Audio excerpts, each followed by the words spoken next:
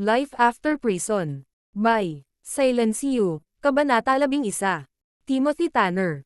Umasim ang mukha ni Severin habang nakatingin sa nakangisi na lalaki sa kanyang harapan. Medyo hindi siya masaya, ngunit pinilit niyang ngumiti at nagtanong. Anong meron sa inyong dalawa? Napangiti si Queen ng tagumpay. Hindi mo ba nakikita? Kasal na kaming dalawa. Nagpakasal kami hindi nagtagal pagkatapos ng graduation. Nakakahiya na hindi ka nakapunta sa kasal namin, pero naiintindihan namin. Ikaw ay nasa kulungan, pagkatapos ng lahat. Lalong lumubog ang ekspresyon ni Severin. Bagamat pawang nakangiti sina Timothy at Queen, pinabulaanan ng kanilang mga salita ang mga pahiwatig ng pagiging mapagmataas. Marahil ganoon ang naramdaman nila dahil mahusay si Severin noong kolehiyo at naging presidente ng Student Council. Saan ka pupunta, Severin? Tanong ni Timothy. Oh, sa Richmond Hotel. Casual na sabi ni Severin. Nakikita ko. Dadalo ka rin ba sa kasal ni Lucy? Sige, sumakay ka na. Napangiti si Timothy. Huwag kang mag-alala, kahit na luma na ang damit mo, hindi ka naman talaga makakaabala. Dapat kang magkaroon ng pagkakataon na maranasan kung ano ang pakiramdam ng umupo sa isang Audi. Makaupo sa isang Audi, Bahagyang nagsalubong ang mga kilay ni Severin ngunit hindi nagtagal ay ngumiti siya ng malamig at sumakay sa sasakyan. Sa totoo lang, hindi pa ako nakakasakay sa Audi. Ang mga upuan ba ay gawa sa tunay na katad? Habang nagsasalita si Severin, hinawakan niya ang backseat at napabulalas. Wow! Ang lambot talaga. Hehe, tignan mo. Para ka talagang isang taong hindi pa nakikita ang mundo. Ang kotseng ito ang pinakamahusay sa uri nito, nagkakahalaga ng 10,000. Pagmamalaking pinaandar ni Timothy ang sasakyan at muling nagtanong. Bakit kailangan mo pang hinahawakan? Mababayaran mo ba ito kung mag-iiwan ka ng gasgas? Nakangiting sabi ni Severin. Mas gusto ko pa ring sumakay ng helicopter. Iyon ang paraan ng transportasyon ko noong pinabalik nila ako dito. Ubo. Si Queen, na nakaupo sa front passenger seat, ay halos mabulunan sa tubig na nainom nang marinig ang sinabi ni Severin. Ibinalik niya ang takip sa bote at tumalikod. Isa ka talagang mapagbiro, di ba? Isang helicopter. Iyan ang nagpapaiyak sa akin. Pagkatapos tumingin siya kay Severin at idinagdag. Naalala kong suot mo itong mga damit noong kolehiyo, Severin. Bakit suot mo pa rin sila? Hindi na sila masyadong bagay sa iyo ngayon, di ba? At sa tingin ko kapapagupit mo lang. Sinabi ni Timothy. Ang Richmond Hotel ay isa sa mga pinakakilalang luxury hotel sa ating lungsod. Dapat alam ni Severin kung paano bigyang pansin ang kanyang imahe, ngunit pagkatapos ay ang isang magandang hanay ng mga damit, pantalon at sapatos na katad ay talagang mahal, kaya ang pagbabago ng hairstyle ay maaaring mapakapanloko. Medyo mura na ang mga gupit ngayon, di ba? Walang pakialam na tumawa si Severin.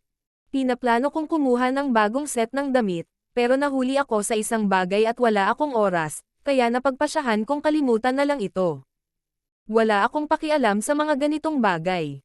Haha, aminin mo na lang kung mahirap ka. Hindi ba't mas mabuti iyon kaysa sa pag-aakto na parang isang mayaman? Ngumisi si Timothy. Nakangiting sabi ni Queen. Mas madali ang mga babaeng tulad natin.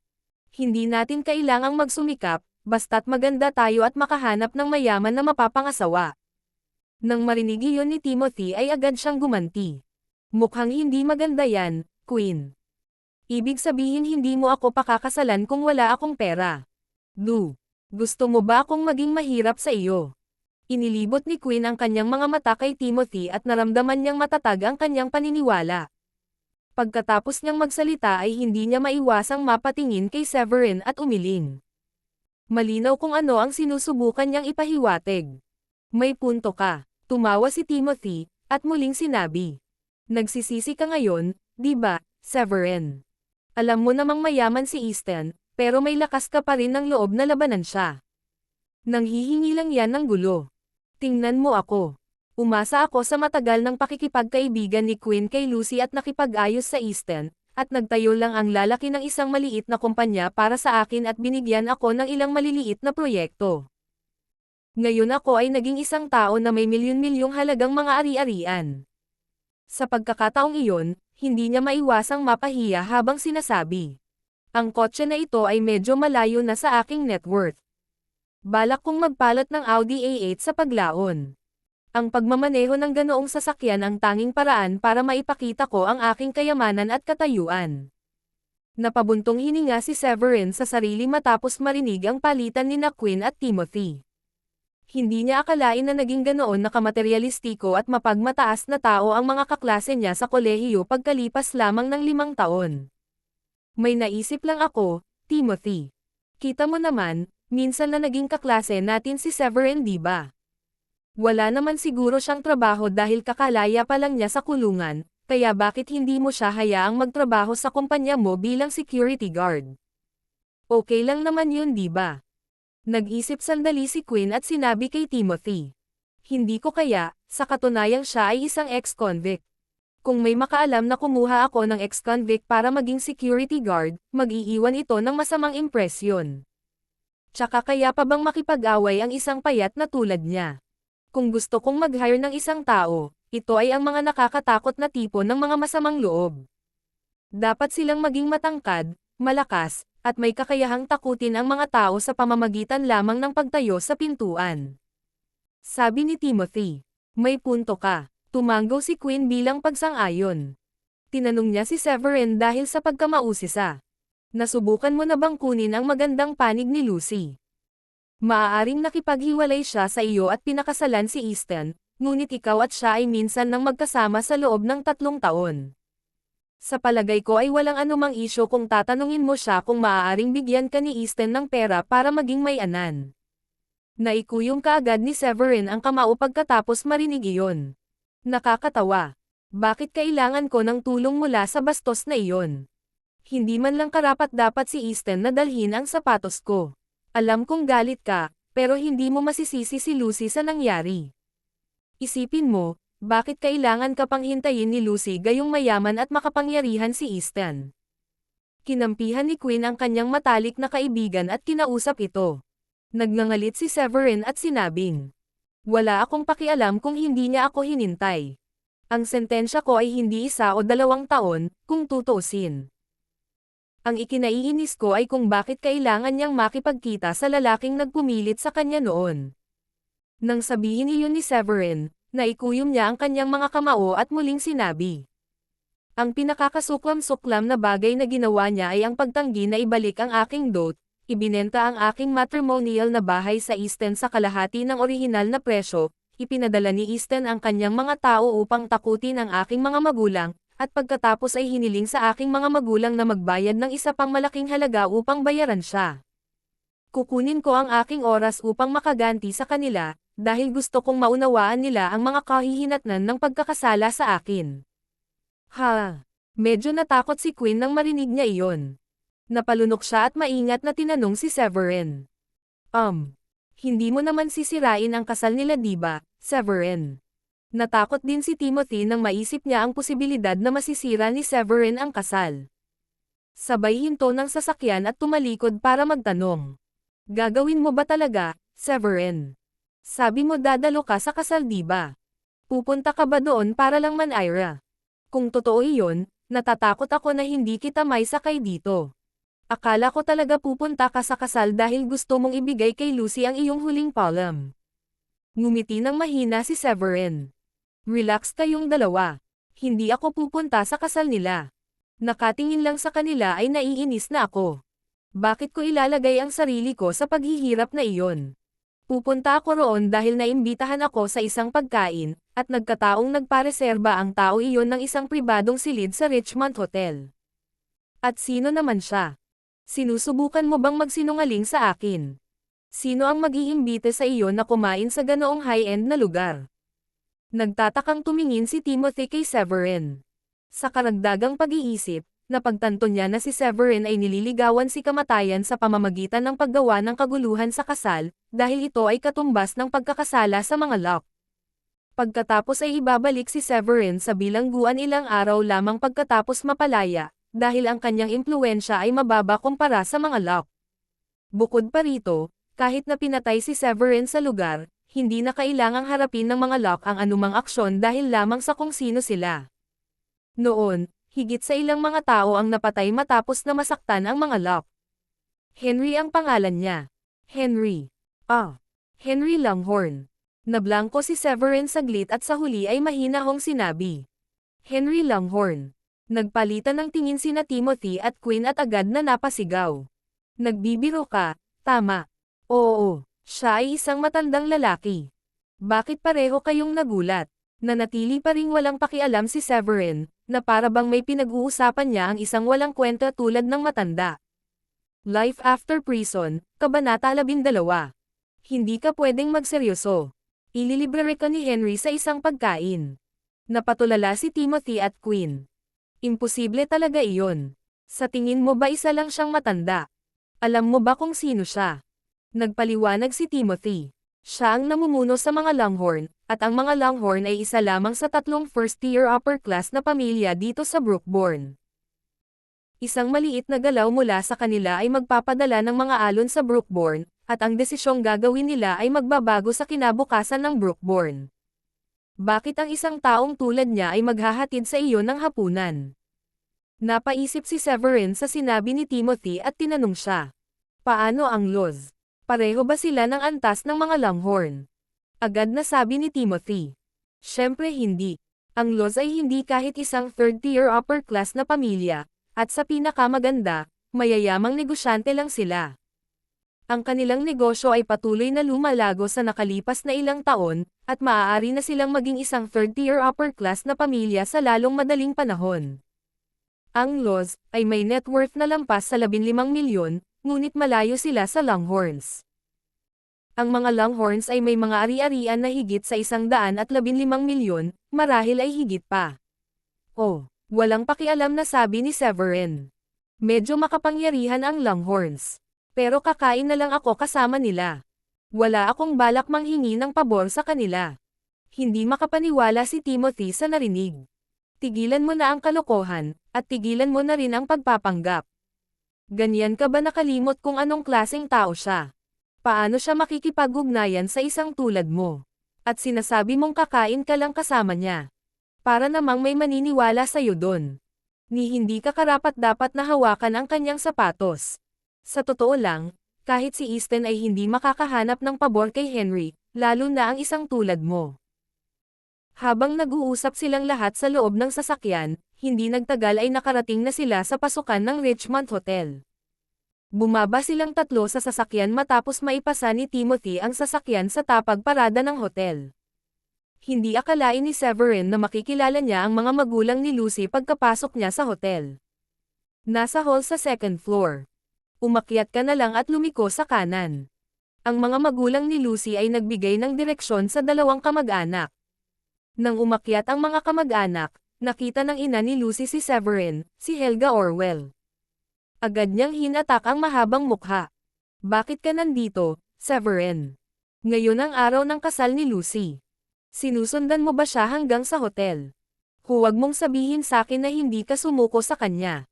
Huwag mo nang gawin, dahil hinding-hindi makakasama si Lucy ng isang palaka na tulad mo.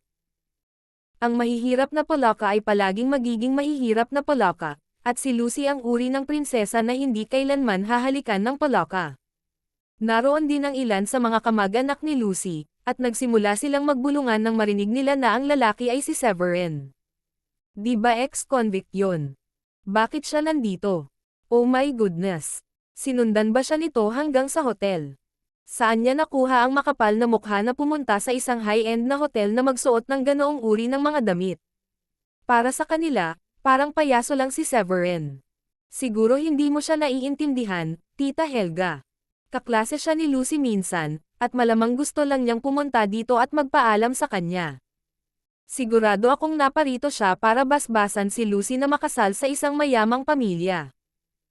Ang mga Locke ay talagang maimpluwensyang tao, kaya sa palagay ko ay wala siyang lakas ng loob na lumapit at guluhin siya. Pumasok si Severin kasama sila ni Timothy, kaya natural lang sa kanya na ngumiti at magayos.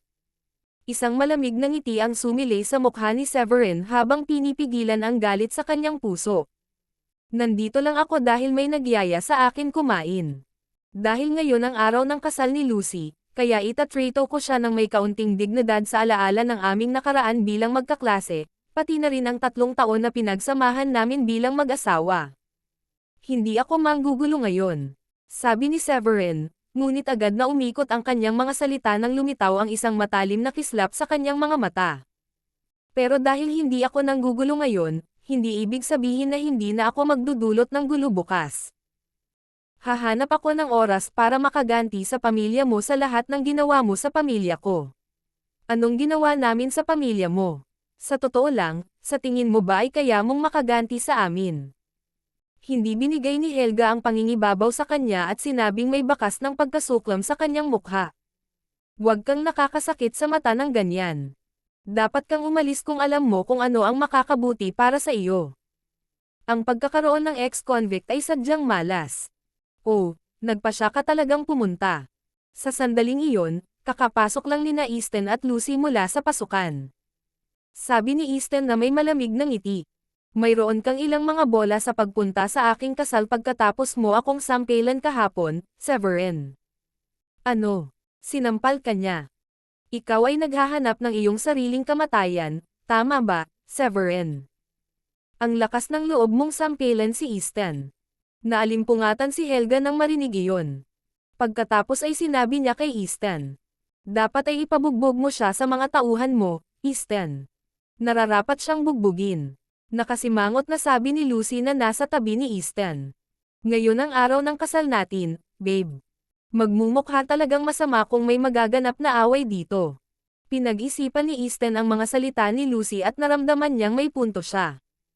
Tumanggaw siya at bumaling kay Severin. Sige. Hahayaan ko itong dumulas sa pagkakataong ito. Mabuti talaga at nandito ka.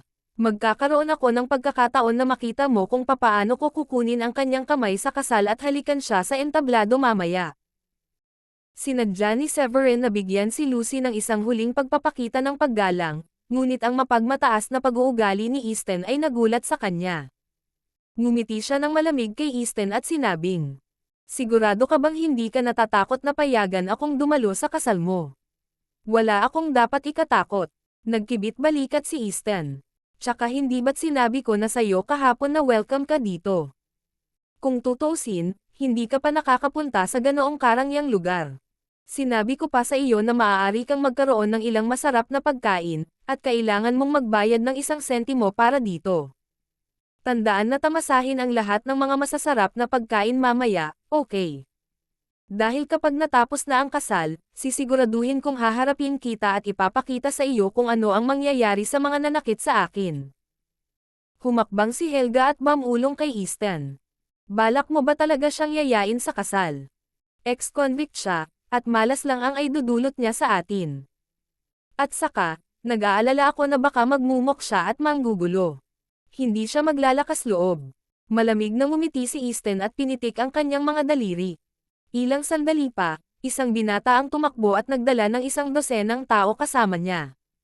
Kabilang sa grupo ang lalaking may peklat at ilang iba pa na pumunta para humingi ng pera kay Judith noong nakaraang gabi.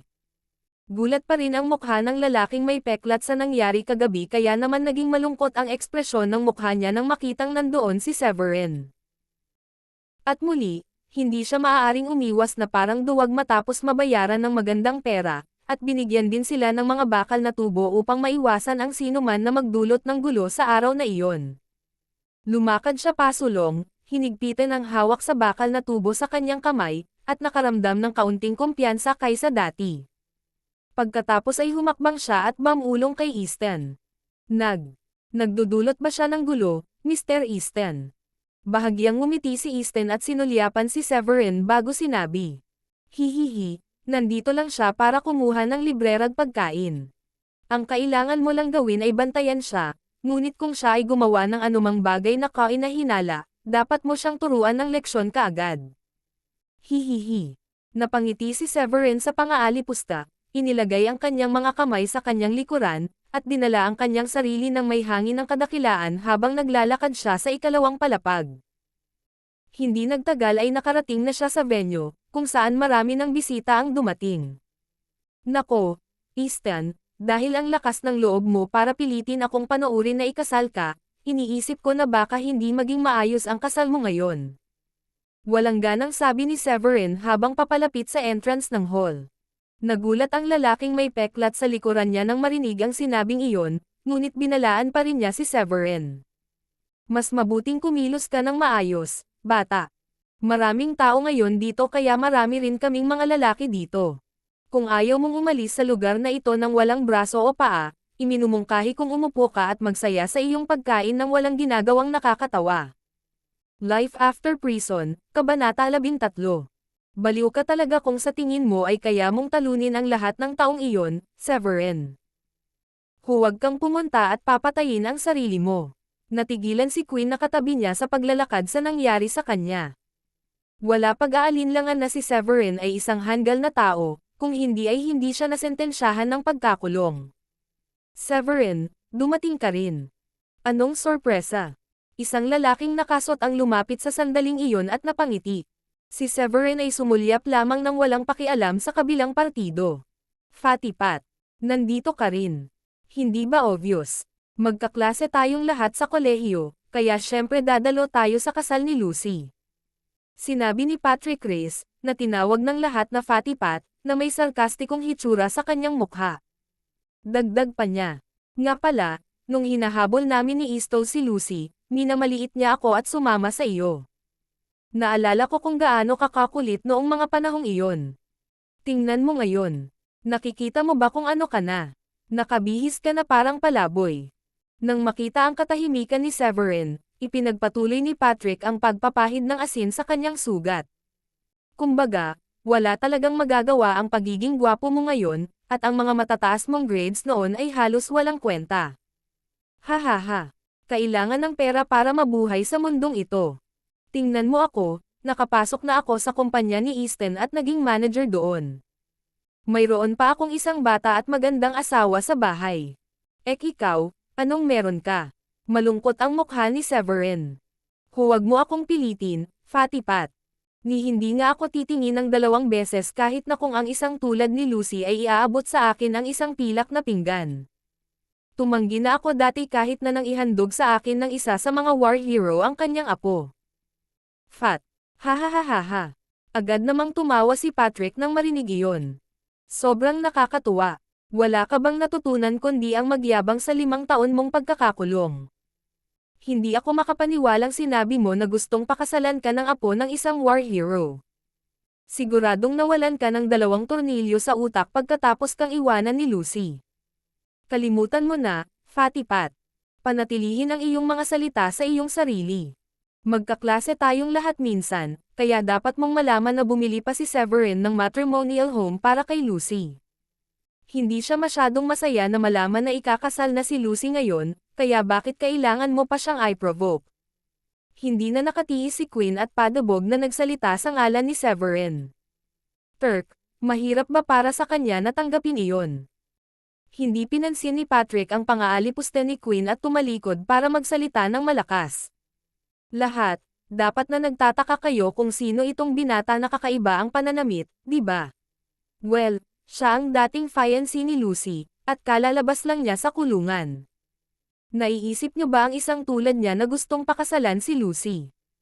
Ang kanyang sinabi ay nagdulot ng isang alon ng talakayan, at ang lahat ng mga nanonood ay nagsimulang tumuro kay Severin. Nagtataka lang ako kung bakit hindi naaangkop ang pananamit niya. Siya pala yon. Siya yon. Narinig ko na binasag niya ang isang bote ng beer sa ulo ni Mr. Easton noong 5 taon na nakaraan. Hindi ko akalaing makakalabas siya ng kulungan ng ganoon kabilis. Bakit naririto ang isang tulad niya? Sinusubukan ba niyang makipaglaro sa mga lock? Sa tingin ko baka ganun nga. Ang hula ko ay napagtanto niya sa wakas na siya ay mali, kaya pumunta siya sa kasal upang subukan at makuha ang magagandang libro ng laws. Lumingon si Patrick at ngumisi ng malawak sa kasiyahan habang pinagmamasdan si Severin na nagiging katatawanan. Natutuwa ka bang panoorin ang lahat na tinatrato ako na parang tanga? Umasim ang ekspresyon ni Severin at tinignan niya ng malamig na tingin si Patrick. Pupuste ka ba? Magagawa ko iyan. Nagkibit balikat si Patrick. Anong mali? Para ikaw ay nagtatampo. Gusto mo akong suntukin. Sige lang. Haha, sa tingin ko hindi ka maglalakas loob na gawin iyon kahit may ibang magpapahiram sa'yo ng lakas ng loob. Nasaan ang iyong katapangan mula sa mga nakaraang taon? Wala ka na bang natitira? Sa sumunod na segundo, gayunpaman, pinalipad ni Severin si Patrick sa himpapawid na may isang sipa. Bumangga sa mesa ang taong grasa at durog-durog. Anong kalokohan? Ginawa ba niya? Lahat ng tao sa paligid ay natulala. Tapos na tayo. Nadurog ang puso ni Queen. Si Severin ay sumama sa kanya at kay Timothy. At ang huling bagay na gusto niya ay maging malungkot si Easton, at sisihin silang dalawa sa nangyaring ito. Arg! Napakasakit ni Patrick, at kinailangan niya ng kaunting pagsisikap para bumangon. Ang lakas ng loob mo, sipain ako. Ito ang kasal ni Easton. Teka, may balak ka bang manggulo dito? Anong impyerno? Bakit nakatayo lang kayo dyan? Bugbugin siya hanggang sa mamamatay. Sina Easton at Lucy ay tinatanggap ang mga panauhin sa hindi kalayuan, at sa sandaling makita ni Easton ang nangyari, ang mga ugat sa kanyang ulo ay nagsilabasan habang siya ay sumabog sa galit. Gusto niyang dumalo si Severin sa kasal para ipahiya niya si Severin, at hindi sumagi sa isip niya na talagang manghahampas ng kamay si Severin. Patay ka na, bata. Palaging nasa paligid ng Easton ang 12 ng mga tulisan na may dalang bakal na tubo, at agad nilang pinalibutan si Severin matapos matanggap ang utos ni Easton. Malamig na bamantong hininga si Severin, at naghatid ng ilang kasing bilis ng kidlat na sipa upang sipain ang mga bakal na tubo ng mga tulisan. Biglang tinapakan ni Severin ang kanyang mga paa, at ang malakas na alon ng hangin na bumubulusok ay nagpabagsak sa kanila at bumagsak sa lupa. Ano ang nangyayari? Nagulat ang lahat sa paligid nila. Isang bungkus ng basura. Galit na nagngangalit si Easton nang makitang hindi epektibo ang kanyang mga tao. Agad namang nagalit si Trevor Locke na nakaupo sa sulok sa kanyang nakita. Bilang isang manlalaban, alam niyang iba ang husay ni Severin sa husay ng mga tulisan. Dahan-dahan siyang tumayo at tinitigan si Severin ng matalim na tingin. Bastos ka. Amang lakas ng loob mong guluhin ang kasal ng anak ko. Sinusubukan mo bang patayin ang sarili mo?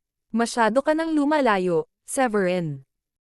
Mabait ang aking manugang na imbitahan ka at hinayaan kang mag-enjoy sa pagkain sa isang high-end na hotel, at bilang kapalit, sinira mo ang kasal nila. Pagod ka na ba talaga sa buhay? Natutuwa ako na hindi pinili ng anak ko na hintayin ka. Umabant din si Helga at galit na itinuro si Severin habang sinusubuan ito. Tiningnan siya ni Severin ng malamig na tingin at sinabing, sa tingin mo hindi ako papatol sa babae. May mga bagay pa tayong dapat ayusin, alam mo iyon. Ikaw. Kahit galit si Helga, napaatras siya ng ilang hakbang dahil sa sobrang takot sa titig ni Severin. Kung tutuusin, malamang na halos mamatay na siya kapag sinuntok siya nito. Ang 12 ng mga lalaki ni Easton ay walang kapantay kay Severin, at malinaw na si Severin ay may pambihirang kakayahan sa pakikipaglaban. Tingnan mo kung anong klaseng tao siya. Mula sa simula, hindi ako sumang-ayon na maging kaibigan mo siya, pero matigas pa rin ang ulo mo. Nakikita mo na ba ito ngayon? Mabuti na lang at hindi mo siya piniling hintayin. Hindi kailanman magsisisi ang mga taong tulad niya. Ang ama ni Lucy, si Landon Orwell, ay galit din gaya ng lahat ng naroon. Agad na tinawagan ni Trevor ang head bodyguard sa bahay. Pagkababa niya ay malamig siyang ngumiti at sinabi kay Severin, maghintay ka lang, bata. Masasabi ko sa iyo na siguradong hindi ka na makakaalis sa Richmond Hotel ngayon. Sigurado ka, maghihintay ako, kung gayon. Bagaman napunta lang ako sa hotel na ito dahil may nagyaya sa akin na kumain ngayon dito. Hindi ako nandito para dumalo sa kasal ng isang asong babae. Pinilit ninyo akong dumalo dahil gusto ninyo akong ipahiya, kaya sa tingin ko ay dapat ko kayong patikim ng sarili ninyong patrato. Bamantong hininga si Severin saka kumuha ng upuan at umupo. Pinag-cross niya ang kanyang mga paa at saka sinabi kay Lucy. Dahil nandito na ang lahat, sa tingin ko ay oras na para ayusin natin ng ilang mga bagay-bagay. Hindi kita sinisisi kung hindi mo ako pinakasalan, Lucy. Ngunit binigyan ko ang iyong pamilya ng dote na nagkakahalaga ng 40,000. Hindi mo ba naisip na ibalik ito sa akin? Life After Prison, Kabanata 14. Lumakad pasulong si Lucy, tinitigan ng masama si Severin, at sinabing, "Hindi tayo makapagpakasal dahil nakulong ka, Severin. Ako ba ang may kasalanan niyan? Bakit ko ibabalik ang pera?" Humalukip-kap siya at saka mayabang na sinabi, "Ang pamumuhay sa kahirapan ay ang nakapagpabaliw sa iyo. Nanghihingi ka sa akin ng pera dahil wala ka na pagkatapos lumabas ng kulungan, di ba? Sinayang ko ang 3 taon ng aking kabataan sa loob ng 3 taong relasyon natin, at ang 40,000 na iyon ay halos sapat na para mabayaran mo ang mga oras na nawala sa akin noon. Ang isang maliit na higit sa 10,000 sa isang taon ay hindi dapat magkano, tama?" Kirk. Hindi inaasahan ni Severin na sasabihin niya iyon ng ganoon katwiran. Galit na galit, pinandilatan niya si Lucy at sinabing, "Kaya ang iyong kabataan lang ba ang mahalaga? Paano ang akin?" Tanong ni Severin habang mabagal na naglalakad papunta kay Lucy. "Ibinili kita ng kahit anong gusto mo sa 3 taon na iyon. Hindi pa ba ako naging mabuti sa'yo? Isang kaway mo lang o isang tawag, pinupuntahan kagad kita. Nakikinig ako sa anumang sinasabi mo, at pinakitunguhan kita ng maayos. At ano naman sa'yo? Ano ang ginawa mo para sa akin? Nakulong pa ako para sa iyo. Hindi ba mahalaga ang kabataan ko?" Umabot na sa sukdulan ang galit ni Severin at bigla siyang huminto para hampasin ang isang upuan sa tabi niya. Sa isang iglap, nabasag ang upuan sa hindi mabilang na mga piraso at lahat ay nagkalat sa sahig. Nagulantang lahat ang mga nanonood at agad na nagbulungan. Sa sobrang takot ni Lucy ay nagsimulang manginig ang kanyang katawan. Naglakas loob lamang ang kanyang pamilya na asarin ang mga magulang ni Severin dahil nakakulong si Severin. Inakala nilang lahat na hindi mangangahas si Severin na guluhin sila. Malinaw na hindi nila ibabalik ang pera na nakuha nila. Kinagat ni Lucy ang mga ngipin bago tumangala at sinabi kay Severin, "Nagsugal ka at nawala ng malaking pera, kaya ibinenta mo ako sa Easton ng humigit kumulang $7,000. Anong masasabi mo dyan, isa kang hamak? Iyon lang ba ang halaga ko sa iyo?" Napangiti ng mapait si Severin habang nakatingin kay Lucy at sinabing, "Di ba nagpaliwanag na ko sa'yo na set up ako? Pagkatapos ay pinatawad mo ako at sinabing hihintayin mo ako. Lahat ng nangyari ay itinakda ni Easton. Wala akong laban sa iyo kung ayaw mong hintayin ako, at matatanggap ko kung sinira mo ang pakikipag-ugnayan. Ang hindi ko matanggap ay kung bakit ka nakipagkasundo ka sa tao na iyon para asarin ang mga magulang ko. Wala akong pakialam kung ano ang mangyari sa akin, pero hindi ako papayag na may mang-api sa mga magulang ko." Hindi natuwa si Easton sa narinig. Kung tutuusin, kailangan niyang mapanatili ang isang disenteng imahe sa harap ng maraming mayayamang negosyante, kaya hindi makabubuti kung ang ganitong uri ng impormasyon ay ikalat ng ibang tao. Agad niyang tinuro si Severin at sinabing, "Hindi ka makakagawa ng mga akusasyon ng walang ebidensya, Severin. Sino ang nagbigay sa iyo ng karapatang suruan ako? Huwag mo akong ituro ang iyong daliri." Sinaman ng tingin ni Severin si Easton. Malamig na ngumiti si Easton at nagpatuloy sa pagturo kay Severin. "Oh, pero ginagawa ko. Ano ang gagawin mo sakin? Kagagatin mo ako." Sa sumunod na segundo, humakbang pasulong si Severin, hinawakan ang hintuturo ni Easton, at marahan itong pinayhit bago hinayla ito ng mariin. "Arg!" Napasigaw si Easton sa sakit ng casual na ibinaba ni Severin ang daliri ni Easton na pinunit niya.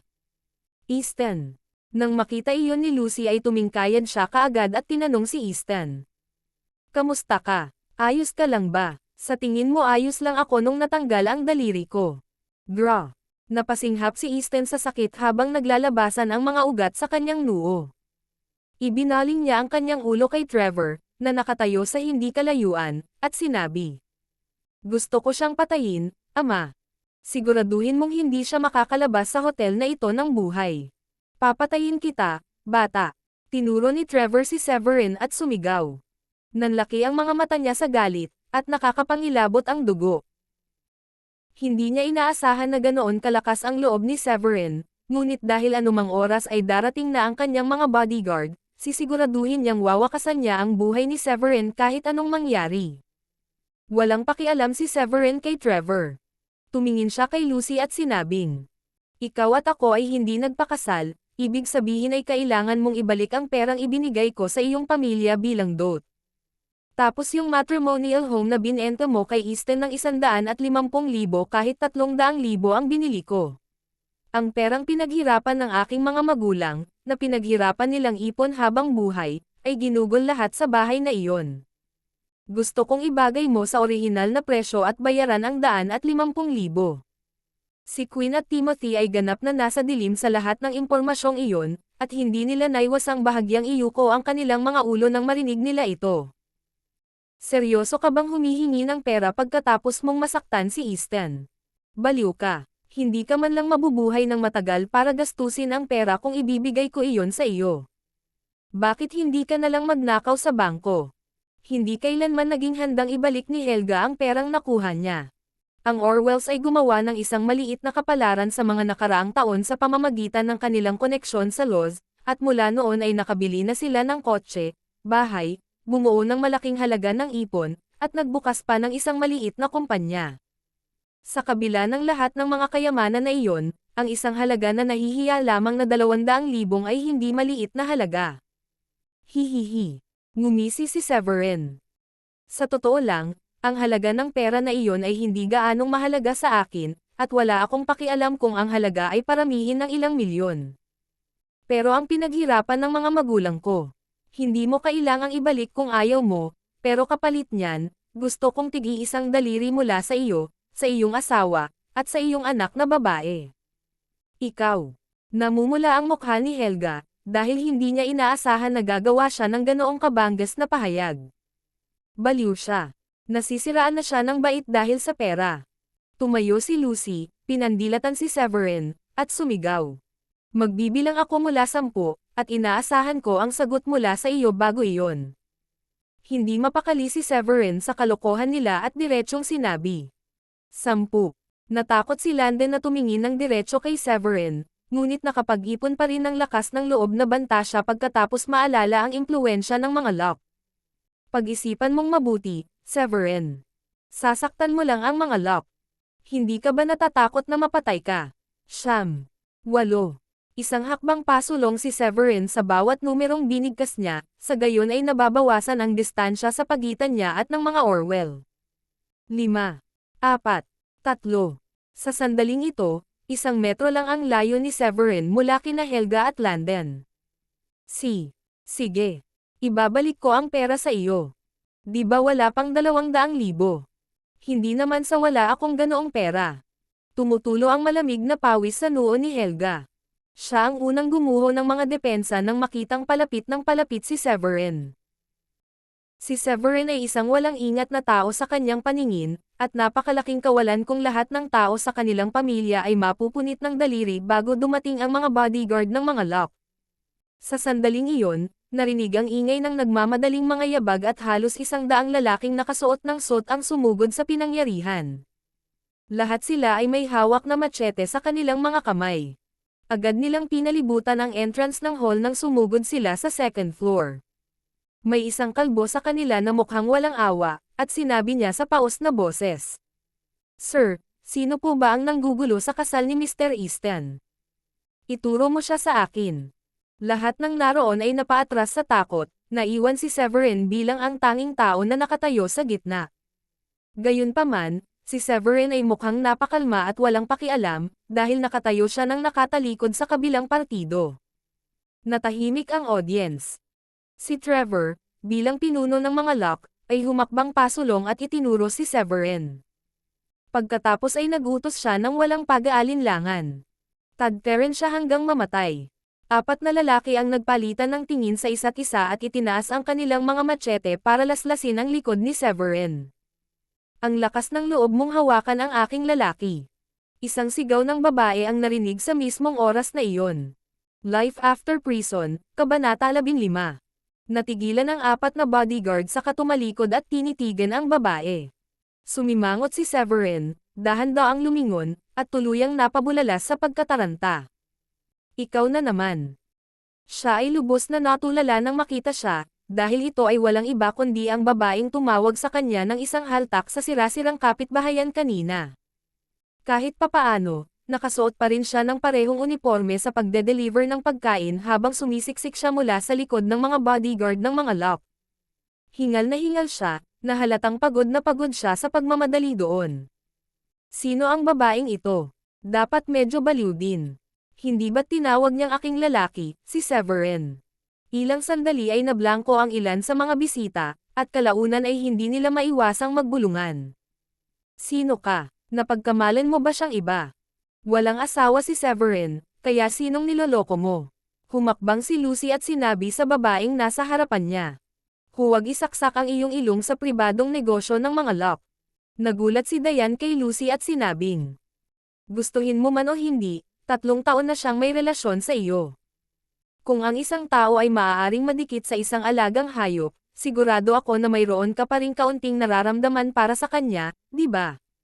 Panoorin mo na lang ba siyang patayin? Bakit kailangan mong maging walang habag? Walang habag. Tumawa si Lucy sa kabila ng galit. Nagkakamali ka ata, hindi ba binibini? Itong palaboy ay pumunta dito para sirain ang kasal ko at saktan ang lalaki ko, pero walang habag ang tawag mo sa akin. Sarili lang niya ang sisisihin kung siya ay mamamatay. Humalaklak si Severin na nanunuya sa sarili. Dahil sila ni Lucy ay dating magkasintahan, pinigilan niyang sirain ang kasal nito sa huling pagpapakita ng dignidad sa kanya. Si Easton, gayunpaman, ay patuloy na pinipilit ang kanyang mga butones, na iniwang wala siyang pagpipilian kundi ang lumaban. Ang masama pa, lubusang binaliwala ni Lucy ang kanilang nakaraan na magkasama at sabik siyang makita siyang mamatay sa harapan niya mismo. Bakit nakatayo pa rin kayo dyan? Umakyat ka doon at patayin mo siya. Kinagat ni Easton ang kanyang mga ngipin at hinimok ang mga bodyguard. Kung sino man ang babaeng iyon, mukha siyang ordinaryong tagapaghatid ng pagkain, kaya wala kayong dapat ikatakot. Maghintay. Nang akmang hahampasin muli ng mga bodyguard, humakbang si Trevor na may tame-time na ekspresyon at magalang na itinaas ang kanyang mga kamay kay Diane. Siya ba talaga ang lalaki mo, Miss Diane? Miss Diane. Nagulat ang isang tao mula sa karamihan at agad na nag-isip ng kung ano. Dapat itong si Diane Shanahan, ang parehong mga Shanahan na isa sa mga third-tier upper-class na pamilya ng ating lungsod. Ang mga Shanahan. Iyon ay nagpapaliwanag kung bakit si Mr. Trevor Locke ay napakagalang sa kanya. Ang mga Shanahan ay isang third-tier upper-class na pamilya, at kahit ang mga Locke ay hindi kayang asarin sila. Miss Diane. Ang isa na kilala sa pagiging isang napakaganda ngunit malamig na presidente ng kumpanya. Minsan may nagsabi sa akin na siya ay isang babaeng bakal, at maraming kabataang lalaki mula sa mga elite ng Brookborn ang gustong makuha ang kanyang puso. May mga nagsabi pa na siya ang pinakamagandang babae sa buong Brookborn. May naalala ang isa sa mga negosyante doon at napasigaw siya sa pagkamangha. Gayunpaman, hindi nagtagal ay may ibang sumimangot at nagsabi. Pero bakit nakasuot siya ng uniforme ng taong naghahatid ng pagkain? Akala ko ba sinabi mo na siya ay isang maganda, malamig na presidente ng kumpanya? Hindi mo naman siguro alam ang kwento. Si Diane ay di umano'y nabuntis ng isang random na lalaki mga 5 taon na ang nakararaan, at natural lamang para sa isang third-tier upper-class na pamilya tulad ng mga Shanahan na hindi magparaya sa nangyari. Walang nakakaalam kung sino ang ama ng bata. Tumanggi siyang sabihin sa kanyang pamilya kung kaninong anak ito, at pinilit niyang panatilihin ang bata kahit na pinayuhan siyang ipalaglag ito. Hindi nagtagal bago siya pinalayas ng kanyang pamilya. Sabi ng isang negosyante. Pagkatapos ay ipinagpatuloy niya ang kwento. Sa huli, nabalitaan ko na nag-anak siya ng mag-isa. Isa itong anak na babae, ngunit hindi pa rin siya pinayagan ng mga Shanahan na bumalik dahil pakiramdam nila ay nagdala siya ng kahihiyan sa pangalang Shanahan. Nagulat nga ako na kailangan niyang maghatid ng pagkain para lang kumita ng pera. Ang mayamang negosyante na alam ang sitwasyon ay hindi maiwasang maiyak. Si Diane lang ang may kasalanan. Siya ay isang magandang babae, at siya ay may mataas na ranggo sa mga tuntunin ng katayuan sa lipunan. Kung ipinalaglag lang niya ang bata, madali sana siyang nakipag-ugnay sa isang kabataang lalaki mula sa isang mayamang pamilya, ngunit kahit papaano ay napagpasyahan niya na gusto niyang panatilihin ang sanggol. Naalala ni Diane ang kanyang nakaraan at nakaramdam ng isang alon ng hinaing sa kanyang puso. Namula ang mga mata niya, At tumingin kay Trevor habang tumatango. Oo, Sir Trevor. Lalaki ko siya. Anak niya ang ipinagbuntis ko sa lahat ng mga nakaraang taon. Ang anak ko. Napamura si Severin sa gulat.